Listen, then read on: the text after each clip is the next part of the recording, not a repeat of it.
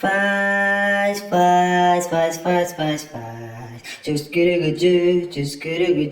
Tchuscuruguju.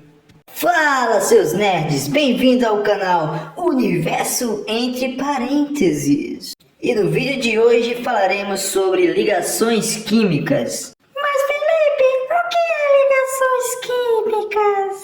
Ligação química é a união entre dois átomos. Para entender melhor, imagine uma pessoa que você gosta muito. Agora imagine que essa pessoa está longe. Aí você se sente muito mal, se sente triste. Mas quando essa pessoa vem, você se sente muito melhor, se sente alegre. Então, isso é o que acontece com os átomos. Isoladamente, os átomos, eles são instáveis, com exceção dos gases nobres. Porém, quando eles se unem a outros átomos, seja do mesmo elemento ou de outros elementos químicos, eles ficam estáveis. Agora que sabemos por que os átomos se ligam, vamos entender um pouco sobre as ligações químicas. No vídeo anterior, aprendemos sobre o átomo e sobre as propriedades periódicas dos átomos. E vimos que a tabela periódica é dividida entre metais e não metais, vimos que os átomos possuem 7 camadas e que eles precisam fazer ligações para atingir a regra do octeto, que é quando eles possuem 8 átomos na última camada, com exceção de alguns elementos.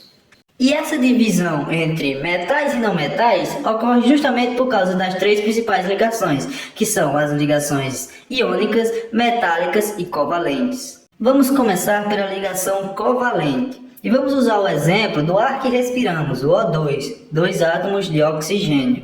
Como falei anteriormente, a ligação pode ser entre átomos de elementos diferentes ou do mesmo elemento. Como o oxigênio é um ametal, ou seja, ele não é um metal e está ligado a outro oxigênio, eles fazem ligação covalente, que é quando o elemento não metal se une a outro elemento não metal. Temos também como exemplo o dióxido de carbono, o CO2, o gás que polui a nossa atmosfera. Esse gás é constituído de um oxigênio não metal e de um carbono não metal, ou seja, eles fazem ligação covalente. Já na ligação iônica é quando temos a ligação entre um ametal e um não metal. Chamamos de ligação iônica por essa ligação formar íons. Mas Felipe, o que é íons? Íons são formados quando átomos doam ou ganham elétrons. Ou seja, existem íons negativos e íons positivos.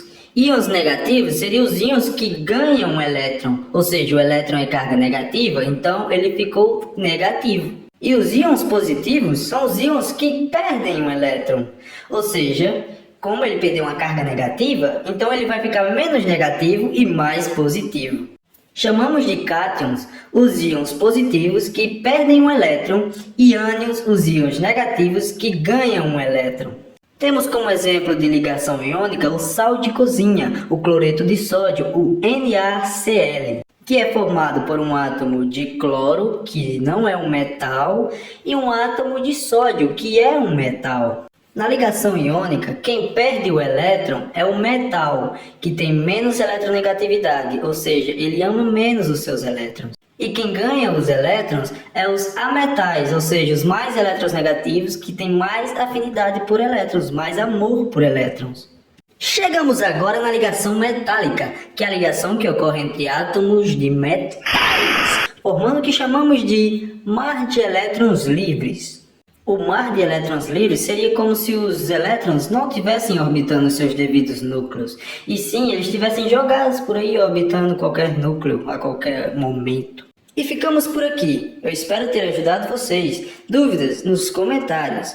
Deixe o seu like e se inscreva no canal Universo Entre Parênteses.